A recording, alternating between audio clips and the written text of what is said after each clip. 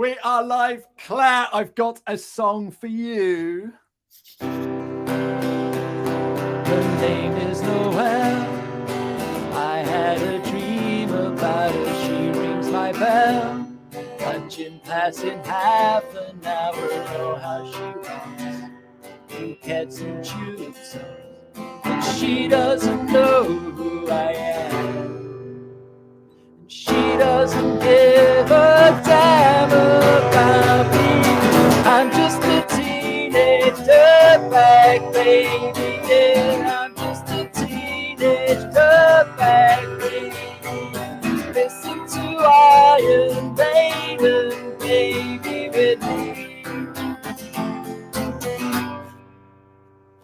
That's all we've got time for. Hi, Claire. How are you? Hi, Ashley. Thanks so much for my song. I've never been serenaded before. It's fantastic. It's a little bit different, isn't it? I'm waiting for all the talk show hosts to come on and do a little song before they have their guests on. I was just going to say Parkinson, but he's retired now, hasn't he? So, yes, I think he's still around. He is, but yeah. Anyway, Claire, first question. Why did you choose that song?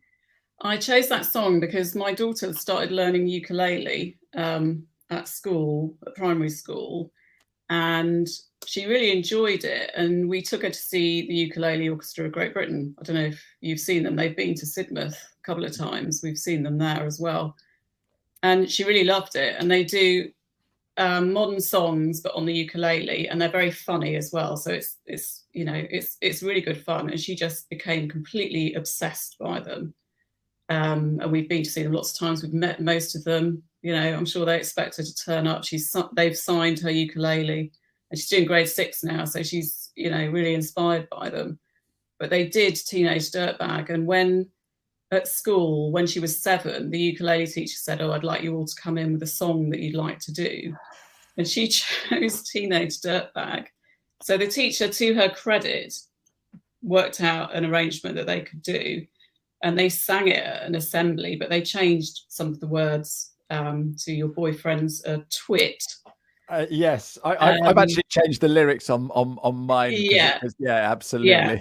So and when it was a big assembly, and lots of parents were there, and everyone sort of sniggered at that bit. And it's a happy memory. And we also have the CD in the car. So when we go on big family journeys, it quite often comes on and everybody joins in and sings it. So it's quite funny hearing children. No, absolutely fantastic. So it's a happy song for me. I've got a great story as well. A friend of mine is a guitar teacher, and he sent home the kids to do Boulevard of Broken Dreams. And there's a swear word in there. Yeah. But he hadn't realized, and he quickly sent back a message to everybody. I'm so sorry. But sometimes you don't actually hear the words. They're just it's just the song. So Ashling's wishing me happy work birthday. Yes, my business is 12 months old today, Claire. Can you believe that? Yeah, unbelievable. Hi, Ashling. I hope you're well. So, Claire, LinkedIn. So you've been on my LinkedIn workshop. So you're a big fan of LinkedIn. You use it an awful lot. So I've got a load of questions for you. So how long have you actually been on LinkedIn then? Well, I didn't know the answer, so I looked it up, and I actually joined in 2007. But I think but I did nothing really until I think in about 2016. I sort of looked at it again and had a sort of half-hearted attempt to join in and didn't really do anything. And then it was during lockdown when I started focusing on it really, and then I discovered you. And it's my fault. It's your fault. So now you waste all of your life on LinkedIn. No, I don't waste all of my life on it. But no, your 15-minute course, which was brilliant, and I knew I could. It appealed to me because I knew I'd be able to manage it because it was 15 minutes a day. I wasn't committing to huge chunks of time. It was a great price, really fantastic value.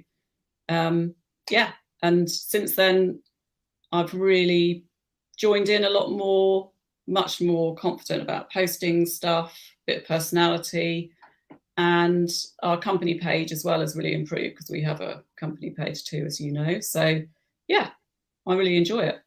Brilliant, brilliant. That's a fantastic answer. And look, just for anybody that's watching, we did not practice that. I wasn't expecting you to say any of that, Claire. That is lovely. Thank you so much. That You're means welcome. an awful lot to me. It's your birthday gift. Oh, thank you. But it's great that you are actually getting involved. And so I'm going to ask the question now. It's further down the list, but do you get business as a result of what you're doing on LinkedIn? Yeah, I do. It works two ways for me because as a translation agency, so we do languages, that's our thing. We do all languages, all sorts of subjects. But that means we're working with lots of freelancers. So I use it in two ways: to stay in touch with my freelancers and also to find new freelancers. So I search on LinkedIn looking for new people for particular projects that we've got coming in, or for languages where we're a bit short of translators or interpreters. And it's really fantastic for that. So if translators aren't on LinkedIn, they're missing out on hearing from me potentially. But also, yeah, we do get client inquiries. I had one on Friday, my last one, but I get quite a few. I'm either tagged into other people's conversations where somebody's asking about languages or translation, or people do find me and come and ask me, you know, can I do a quote for this? Can I help with that? So yeah, definitely. Yeah. Fantastic. Très bien. That's what I say. I've just seen your name. Says Clare Suttie like Butty. Yeah. I mean, I'll give it to you. You did come up with that. But, well, you suggested I should use it. But yes, I love it. Yeah. I love it. That's really good. Okay. So why do you use LinkedIn? Well, I kind of explained it there a little bit. But I think at the crux of it, people think of it as a form of marketing, which it is. And I think, especially for small businesses and individuals, it's difficult to be seen. You know, there's so many ways that you can market yourself. There's so many different platforms. You know, are you going to be singing and dancing on TikTok, or, you know, taking fantastic photographs on Instagram? And I think for a lot of businesses, LinkedIn really works because you can get noticed and you can build up connections. You can see results as you're going. You can look for people that you like. And it means that people are also looking for you because they want to find people that you talk about. There's no like and trust.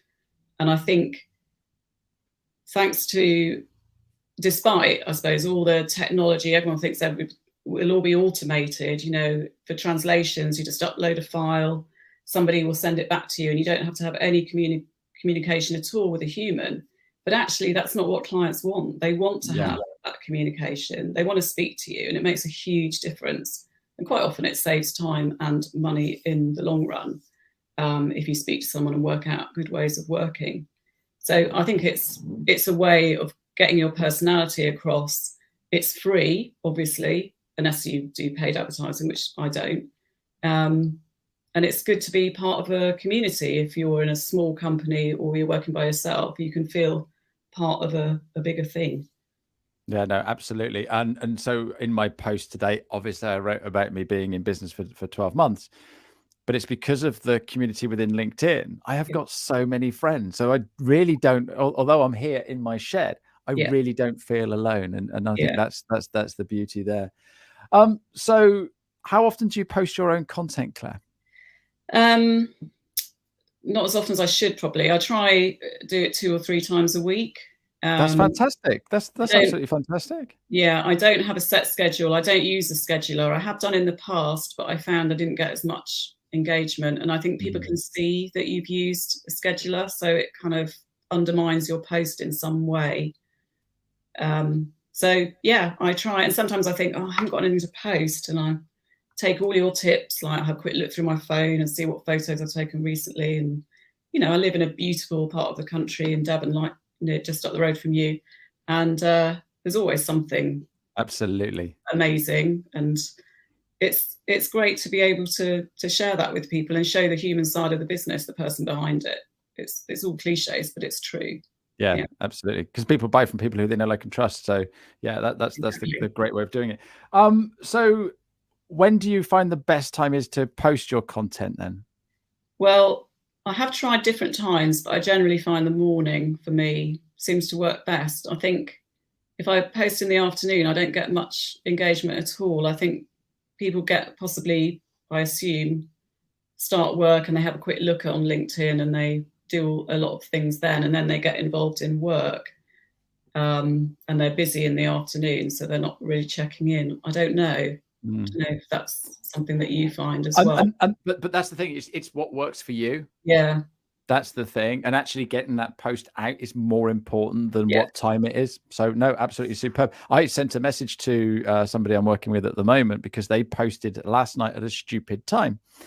and I turned around and suggested that maybe, but this person had a single goal, and the person that they wanted to see that post was going to be around at that time of day. So, if you're working with people in America, different time zones, that is the best time to post. So it's horses for courses. Yeah. Okay, so that's your LinkedIn, but tell us a little bit more about what you do and how you do it and how you're helping people.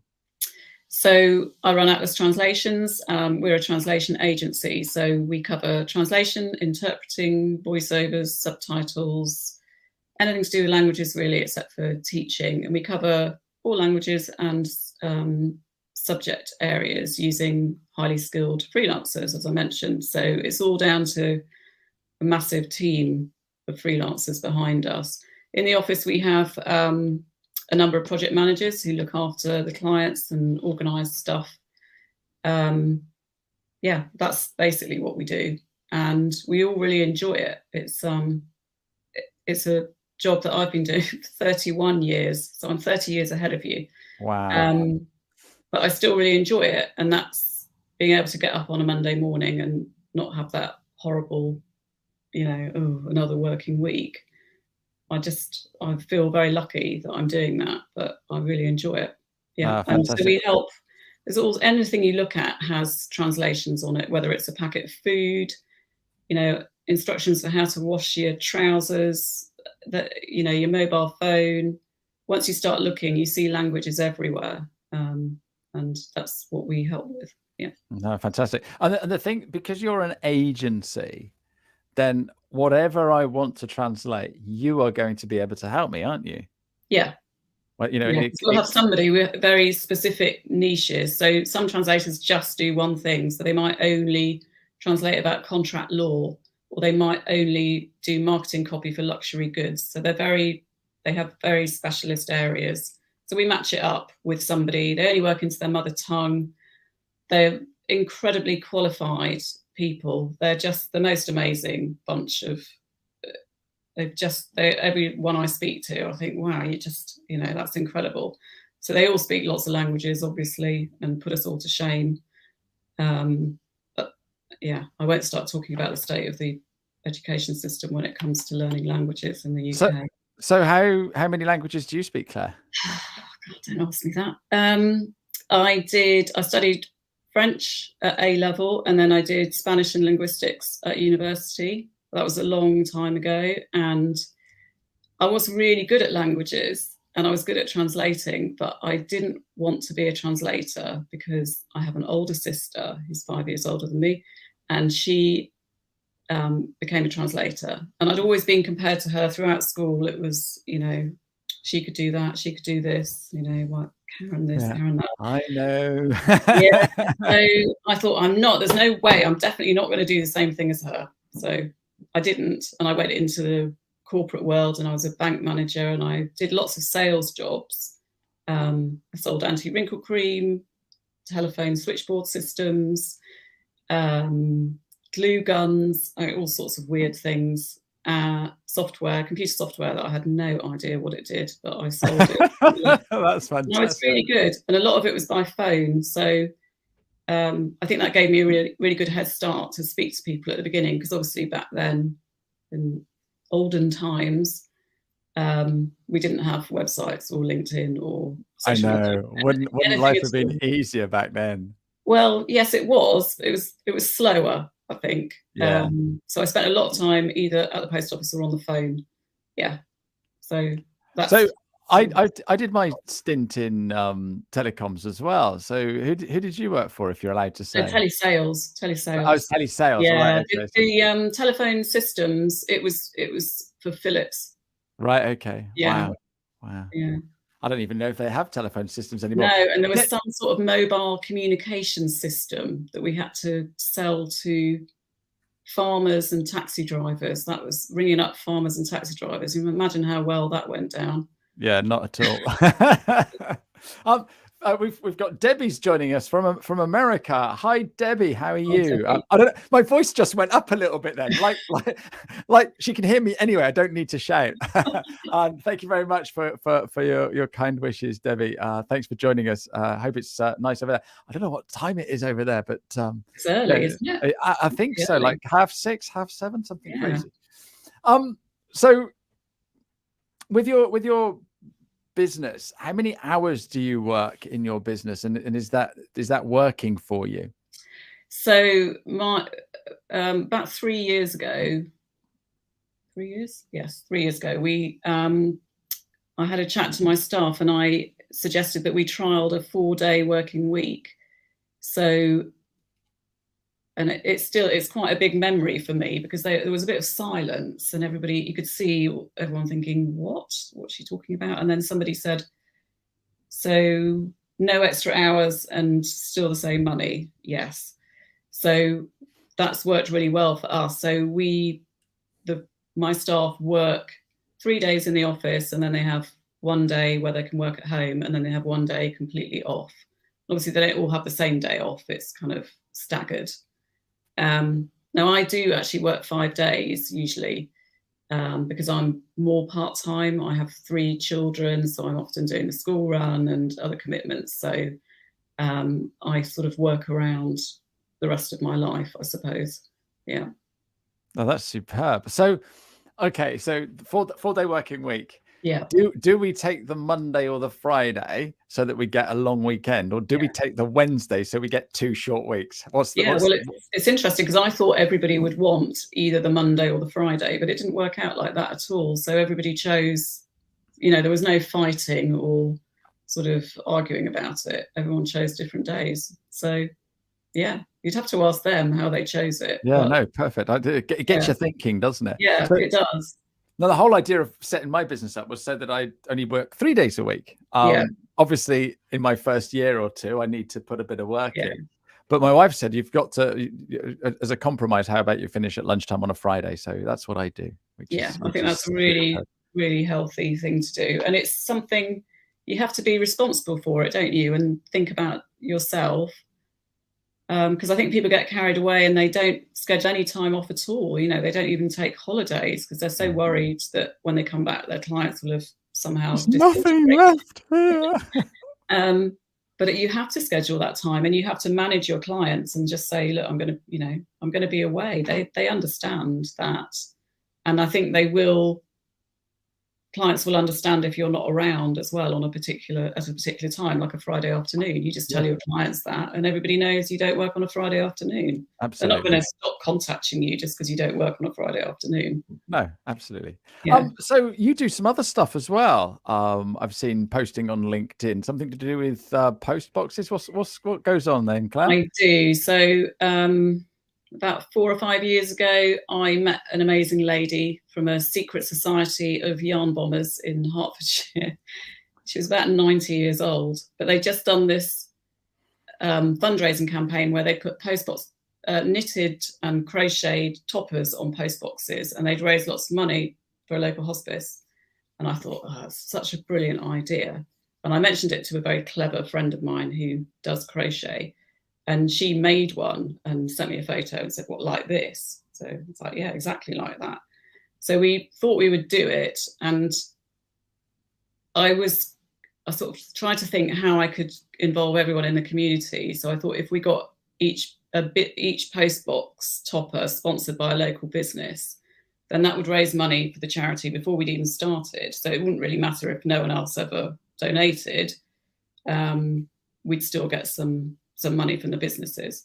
So that's how we did it. And we've been doing it in St Albans for 4 years, and in Xmith we're just about to launch our second one in the summer. So in St Albans, it's raised about £75,000 for local charities. 75 grand. Yeah. That is incredible. I love that, Molly. I totally too as well. A secret society of young bummers. Where are they? Yeah. Nobody knows. No, Nobody knows. So I have got one. It's not secret anymore because we know that you're involved. So this is, that's, you know, a post box. That's like a little mini post box. You've knitted that. That's cute. So it's crochet, actually. All right, sorry. Like I'm going to know the difference. But we do have knitters and crochet. So there's such a lot of work. If you ever look at the top of a post box, which you will now, they're massive. They're absolutely massive. They use a lot of wool. So here's a Christmassy one. With bells as well. I can hear it tinkling. Yeah, it's tingling. Yeah. That is incredible. So how much time so does last that Christmas take to make? There were 83 or 84 in St Albans last Christmas. That raised £30,000 for 2 local charities. And the way it works is each one is sponsored by a business, but also they have a tag on them with a QR code and a bit of information saying, you know, if this has made you smile, then please donate. And it's all for charity and it's sponsored by. So a bit of information. But you'll be able to go and see them in Xmith all summer. They're going to be up all summer. All summer. So Fantastic. middle of July to the beginning of September. Well, and there's going to be 40 to celebrate Hospice Care's 40th birthday. Wow. So it's all going to be for Hospice Care this year in Xmith. Fantastic. So this secret society, how many are in this secret society? Can you tell us that? Tell you. No, there's a lot. There's a lot. And we have a wool mountain, which has become, because we get wool, don't we? We ask for wool to be donated because everybody involved is a volunteer. You know, they're providing all their own wool as well. So we asked people in Xmith for their spare wool, and they delivered. I mean, they delivered. So there's at Hospice Care, there's a room that is just, you can barely get through the door. Full of wool. That is fantastic. Every now and again, somebody says, can I have some sea-coloured wool? So I have to go in and, you know, find what I think is sea-coloured and drive it around to them. So yeah, it's a lot of fun. Yeah, and it just involves lots of people, and you can't help smiling when you see a postbox topper. I mean, they're just very cute. And there's so much work that goes into them. They're amazing. And so we do different designs each year. We have a different theme, do we? Well, in Xmith, last year we did the seaside, and we have stuck with that theme. So it's Xmith and the seaside. So there's a lot of scope for Xmith. We've got camper vans, mermaids, seashells, beach scenes, swimmers. Last year there was a cat, a real cat, that had a postbox topper outside his house and decided he'd sit on it. So I kept being sent photographs of this cat sort of lying across the topper. And we found out, we located the cat's owner. So the cat was called Archie. And this year we decided we'd make him his own topper. So he's got, one of the ladies has made him a topper. So it's got a rug across the top and it says King Archie's rug or King Archie's topper. And it's in Jubilee colours and it's got a crown. Oh, fantastic. It's got a little mouse for him to play with and a cat basket. It's very cute. So we're just waiting for Archie to sit on his very own topper. I hope he obliges. That is awesome. So we need loads of photos. If anyone watching this now or on the catch up or whatever, if they want to get in touch or help you in any way, if you put your contact details or whatever in the comments box, then they can get hold of you. But I think it's absolutely amazing. So you know, there's probably a few people watching that fancy having a go at crocheting or maybe we have people sort of based all over the place who send stuff to me in the post, so you don't have to be local. That's fantastic. Lots of people getting involved from all over. Molly's come up with a new name. How about Ninja Nannies? I'm not a nanny though, and we're trying to get away from the idea of everybody being a grandma that knits. So it's knitting and crochet has a bit of a image problem, I'd say, for that in that way. And actually we have lots of children that do crochet, and we've had lots of toppers that have been made by groups of children. Oh, fantastic. Or schools. So it's kind of, yeah, we don't want to limit it in our naming, but it's a good name. I like it. Yeah. And of course, Paul says, can you do a knitted version of Ashley and his guitar? So tempted with little headphones on. It could work. Oh, Paul's such a joker. You were quite right, weren't you? We did run over 15 minutes. We did. I've got one more question for you, but before I go to the very last question, I just need to shout about my show next week, where I have got the incredible Mr. Neville Wright coming in. So Neville's coming in to talk to us about how he built his business up from nothing to sell it to Morrison's for 70 million. So I'm really, really looking forward to having a chat with young Neville next week. So that'll be next week. But my final question then. I feel a bit inadequate now after that. I bet he hasn't done any toppers.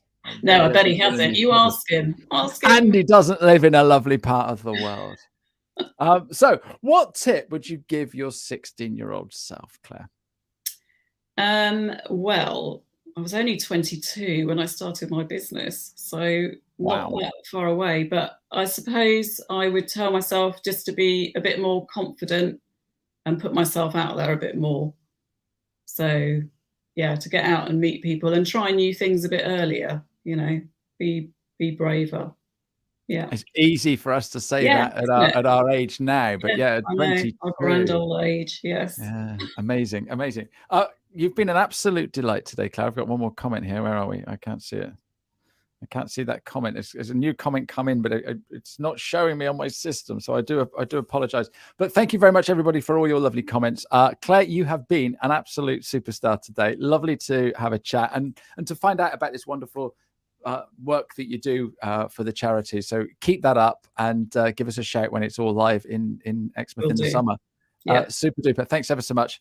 Cheerio, everybody, and we'll see you next week. Cheerio now. Bye-bye.